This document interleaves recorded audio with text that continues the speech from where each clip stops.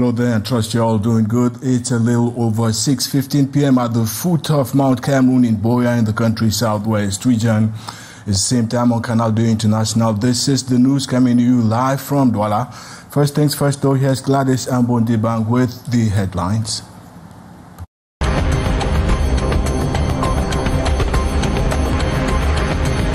Once upon a long time ago, currency counterfeiting was generally considered a man's thing, but the tides have turned until women are now actively involved in the criminal activity. For doubting Thomas's, gendarmes in Douala have apprehended 2 women in possession of fake banknotes.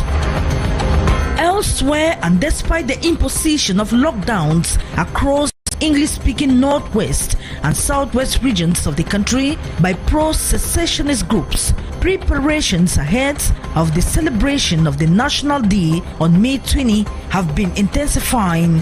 In this edition of the news, we take snap.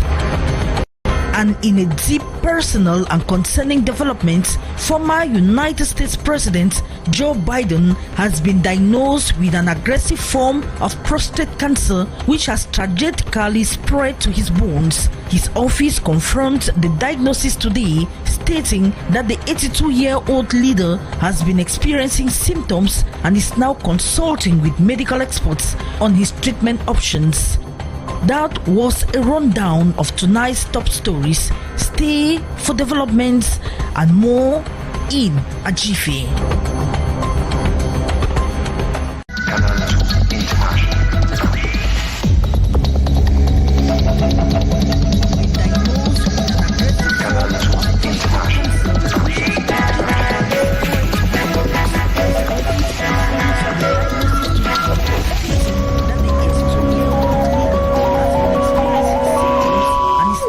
Welcome back, and thanks once again for tagging along. Now, dealing in counterfeit banknotes has for long been considered a male-dominated criminal activity under Cameroonian skies. But times are changing, and that's because gendarmes in Douala are detaining 2 women caught in possession of forged currency. Jim Mori now reports that one of them only recently arrived in the country from France. Cameroonian gendarmerie forces have intensified their efforts against counterfeit currency operations, culminating in the recent arrest of 2 women in Douala's Nilong district. The duo was found carrying counterfeit amounting approximately 16.4 million francs CFA. One of the suspects, reportedly a resident of France, had meticulously concealed the fake banknotes within her luggage. 2 dames seront détentrices de la fausse monnaie au quartier Mboko, lieu du André lycée de notre circonscription. The operation was spearheaded by Commander Yannick Willy Konda of the Nilong Gendarmerie Brigade. Acting on intelligence, his team intercepted the suspects before the counterfeit currency could be disseminated into the local economy. Commander Konda emphasized the importance of public vigilance, urging citizens to report any suspicious financial activities. L'enquête ouverte à cet effet a permis de saisir et d'inventorier cette fausse monnaie. Nous invitons les populations à redoubler de vigilance en cette période de célébration de la fête de l'unité. In Cameroon. Earlier this year, authorities in Douala, Bonamusa, the neighborhood, seized nearly 100 million francs CFA in fake banknotes, highlighting the perversive nature of this illicit trade.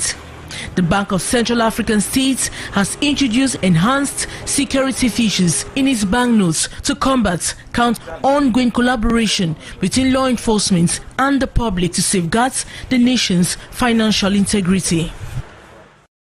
And the reason was the start of the down the road. Those hopes and expectations have that the hope has been transformed into frustration for residents.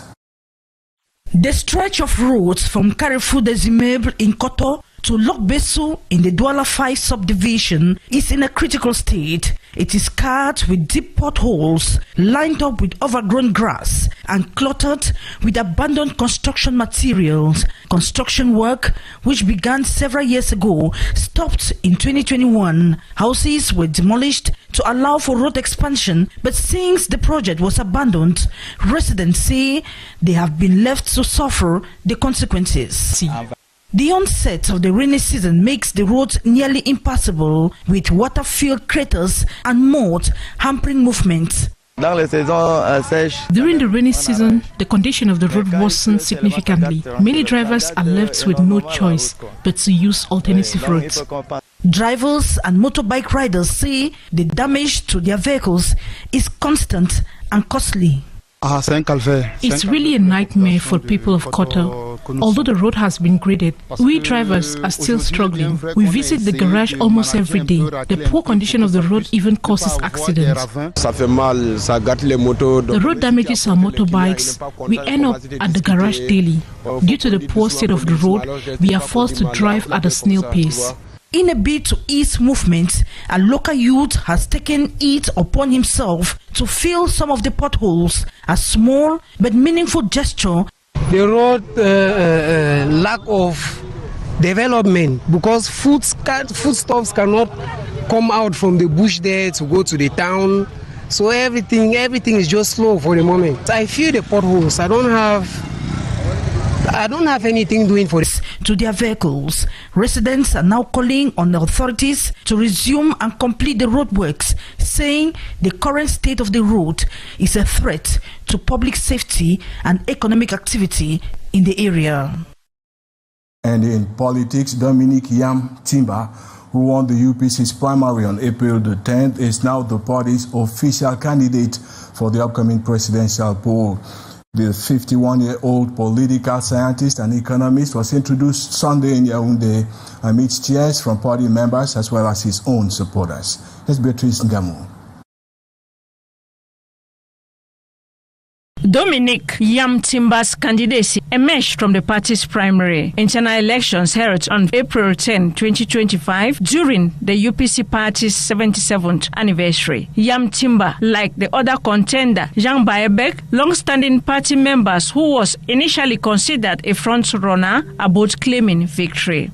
Tired of the wrangling rocking the UPC party and pushed by the nationalist spirit for change, party officials of Dominique Yam Timba's faction made this giant move May 18 in Yaoundé. Presented officially their flag bearer, Dominique Yam Timba, for the 2025 presidential race. His very first challenge, he announced, will be to ensure national reconciliation and to create the country's identity. Immédiatement après la prise de pouvoir, ce sera de créer notre monnaie. Immediately in power, I will create our currency, build our economic force, and naturally consolidate our sovereignty. An in-depth total change is expected in our country and a complete reorientation to that effect.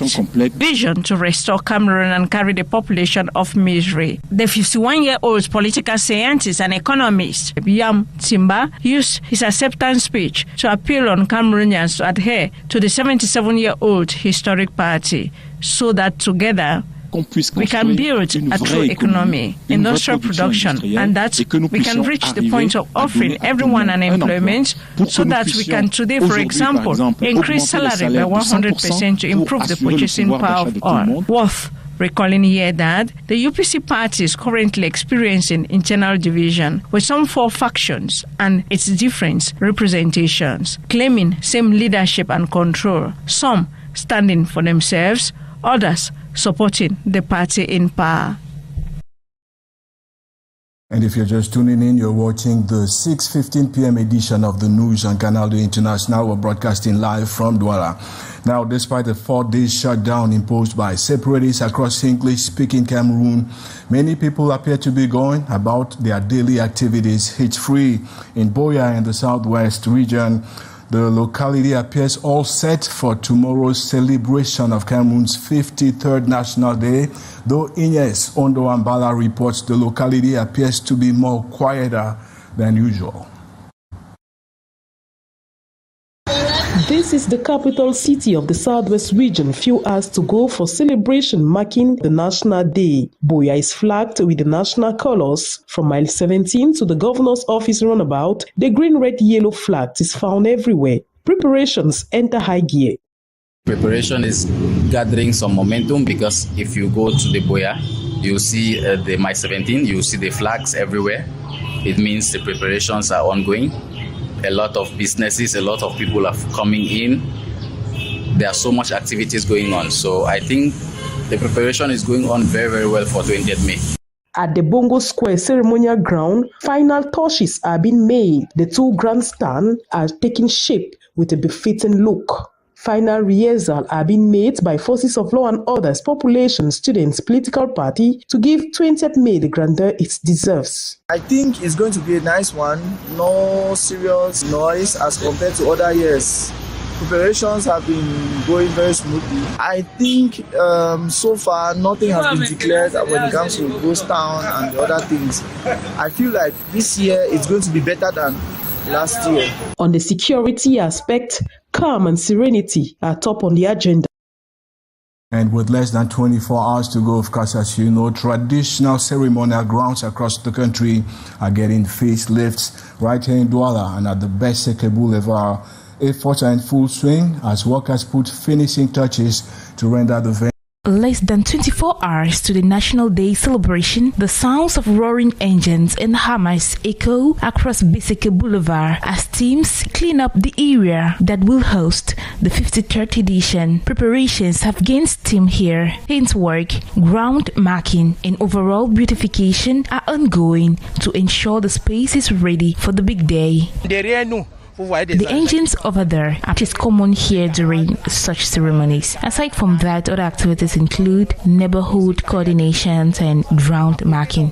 The cleanup activities have been ongoing for several hours. Attention is being given to every aspect of the setup, including the interior components like the floor, chairs, tents, and accessories. When it comes to the chairs, there are two types, plastic and leather. We have dusted the leather and treated it, and the fence have already been cleaned. The boulevard, expected to host thousands soon, also witnessed a visit from the Douala City Mayor this May 19 afternoon. He expressed hope that everything would be set and ready by D-Day.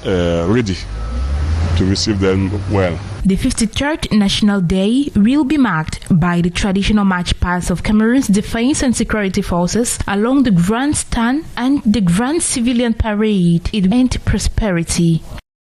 And so the celebration of Cameroon's 53rd National Unity Day is just hours away in time now. And while some are excited, some are and growing social divides. Here's Shewi Fasale with a flavor of mixed reactions. Cameroon remains a nation marked by regional disparities, political tension, and ongoing security concerns, particularly in areas affected by prolonged crisis. As such, the concept of unity, though publicly promoted, is not universally felt in the same way across the country.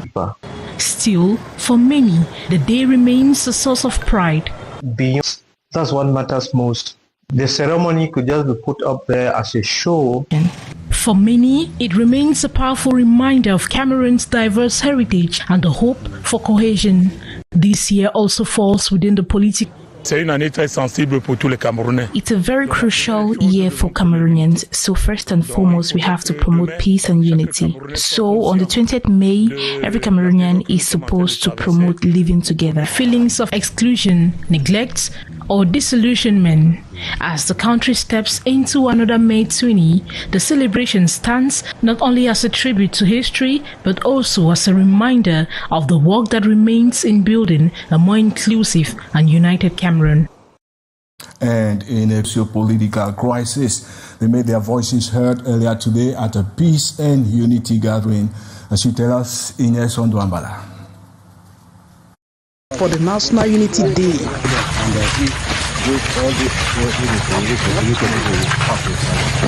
despite the lockdown, youths, civil liberties for the unity walk. Let's come back. Face me, direct. We go 1, 2, 3. It was an avant-garde of the National Day to be celebrated in few hours. Law-abiding and remain united in the face of challenges. They all expect is fast gaining ground. 1, 2, 3, 4, 5. Okay, inside we change. 1, 2, 3, 4, 5, okay. After the sport walk, entertainment follows as head of services commune together. We have to enjoy after we must have done our unity walk. We have to come down somewhere and have a cool down. Meantime, Cameroon's declares the nation's sovereignty at the traditional Open Door Days in Yaoundé. Let's now check in with our correspondent at the Yaoundé 101. It has been a moment of bonding between army and nation here at the 101 military air base, where thousands of Cameroonians have been coming in to have a special moment with the army to discover the various artilleries and the various machinery put in place by the Cameroonian army in order to defend the territorial integrity of Cameroon. We have the National Gendarmerie with its different apparatus. We have the Air Force. We have the Navy. All elements of the Cameroon Army, where Cameroonians have been visiting their stands to discover for themselves the strength and the rigor that Cameroon has in terms of defense, in terms of defending the national territory. And equally, we also have different stands that concerns ex-servicemen and other services linked with the army, like the direction of civil protection that has to do with army rescue and other services, amongst others. You've seen children, adults, as well as the elderly mounting some of these war machines, some of these instruments, to have a glimpse of what territory. From the 101 Air Base in Yaoundé, we are Michel Foucault, Delphine Fonkou, and Ate Bonaventure signing out. Thanks, Ate, and all apologies for the glitchy nature of the feed. Now let's move beyond Cameroon, because former U.S. President Joe Biden has been diagnosed with an aggressive form of prostate cancer that has reportedly spread to his bones. The 82-year-old is reviewing treatment options with doctors. In an emotional post, he thanked the public for its support. Doctors say the cancer is hormone sensitive, allowing for potential treatment, though it is. Then President Donald Trump has sent get well messages to former President Joe Biden. And that's how we saw it in the news this evening. Stay tuned for more. Tomorrow, of course, tomorrow is May the 20th, when Cameroon celebrates its 53rd National Day. Have a great evening, and bye-bye.